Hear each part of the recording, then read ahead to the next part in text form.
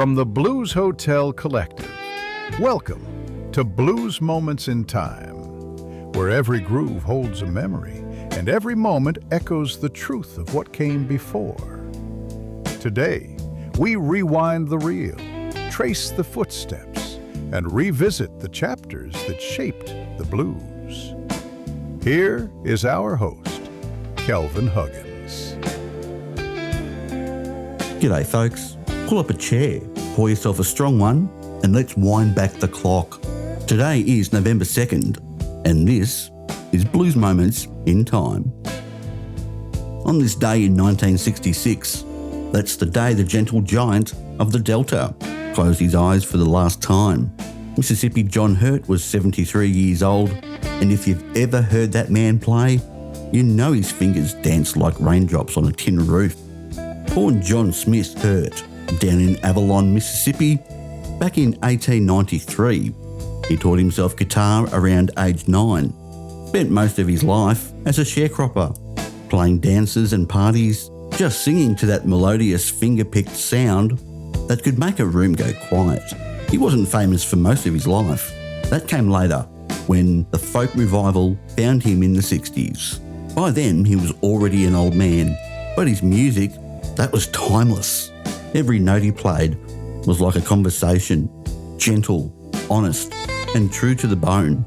John Hurt's now gone, but every folk and blues revival since has carried his echo. Still picking, still humming, still right there on that front porch.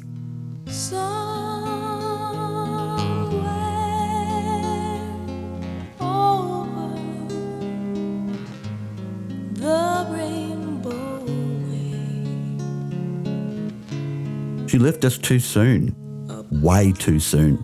On November 2nd, 1996, Eva Cassidy passed away at her family home in Bowie, Maryland. She was only 33 years old. Born on February 2nd, 1963, Eva had a voice that critics compared to Aretha Franklin. She could sing anything: jazz, folk, blues, gospel, R&B. It didn't matter. Whatever she touched, she made it hers, made it sound like the only music that ever mattered. But here's the heartbreak. During her lifetime, Eva Cassidy was virtually unknown outside Washington, D.C. She worked at a plant nursery for 14 years. She painted furniture. She sang in small clubs, recorded live at Blues Alley with her own money, cashed out her pension to make that record.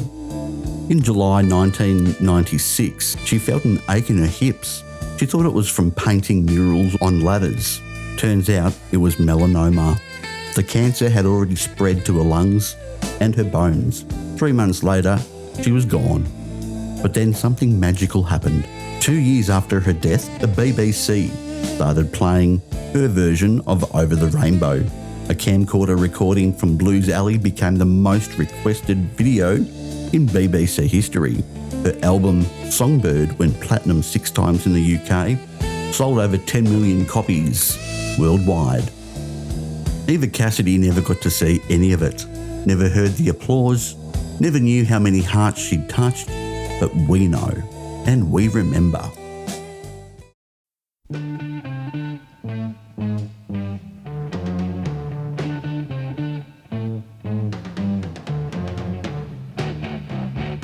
An album release on this day came from Cream.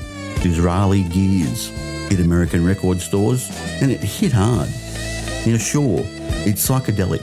It's got that swirling 60s sound, all the colours and the freak-out vibes. But if you listen closer, the roots run deep in the blues.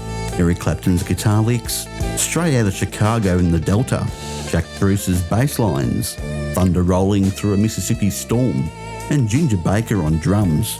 That man could make the ground shake. Sunshine of Your Love, Strange Brew, Outside Woman Blues. Every track on this thing drips with DNA, wrapped in electric psychedelic skin. It wasn't just an album, it was a blueprint. British blues rock. This is where it crystallised. Cream didn't last long. Burnout came quick, like it always does when you're burning that bright.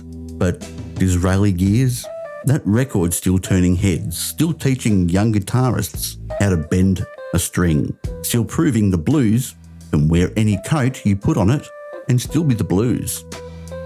So whether you're out on a Delta back road or tucked up somewhere safe tonight, the blues doesn't sleep, and neither do we. That's November 2nd, etched in wax, carved in memory, and still echoing through the airwaves.